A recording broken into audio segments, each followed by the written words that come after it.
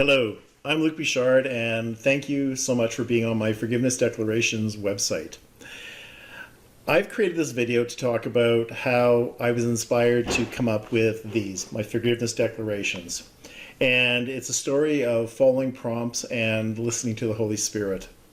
And it goes back to under a year ago to August 15th, 2021. And I'm in, it's a Sunday, and I'm in a ACIM Zoom meeting, and the facilitator for that day was Micah, and she's from the Netherlands.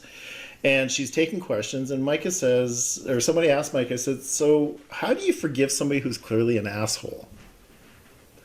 Like, how do you forgive somebody who's really disagreeable and makes your life miserable?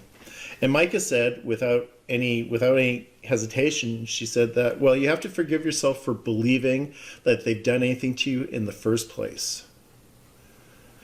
It's like, forgive myself for believing. Forgive myself for believing.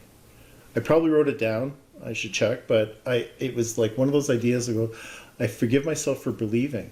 And this idea would not leave me alone.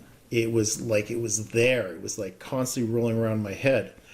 And so 5 days later, as I'm still having this in the background of my mind, when I'm supposed to be looking for work because I was unemployed, and I still am unemployed, I was not really, this idea was not going anywhere, and it was there. And so what I did was I actually chose to write some of them down just to get them out of my head because I was worried about losing them. So I took out my journal at the time and I started writing these out. And I forgive myself for believing that God doesn't have my back.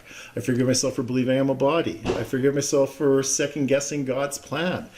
And 2 hours later, I had like, I don't know, 125 of them. They just kept coming. And at one point I had to drive somewhere. So as I'm driving, I'm in my phone, I'm, making voice recordings of them because I didn't want to forget them. So that was a couple hours, and they were handwritten out. And so then the next thing was, okay, well, I've written these, so now what? Because it was like, you got me to write these, Holy Spirit. What? Now what? Because it's like I felt like I spewed them, or I upchucked them out, and there they were. And the prompt that came to me was, well, write them out, type them out. So I spent a couple hours writing them out, and going. There was a lot of overlap. Well, not a lot. There was overlap, but some were saying the same thing. So I kind of weeded them out, and that was the end of the day. And then the next day was Saturday. It was just like, okay, so I wrote these out. Now what? And the message I got was, well, put them on individual cards.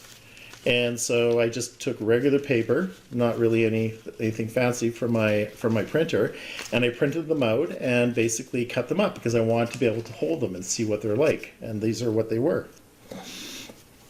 So I did that, and then I actually brought these to, there's a gathering of my some people here in my home city of Edmonton. We had a gathering, and I brought them and I showed them to them, and people thought they were kind of cool and kind of, neat and whatnot, and that was good.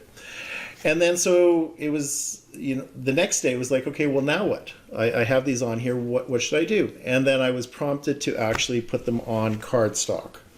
And here are the same ones, so much thicker paper, obviously. And the first one here is, I forgive myself for believing that I have to attack others to be safe.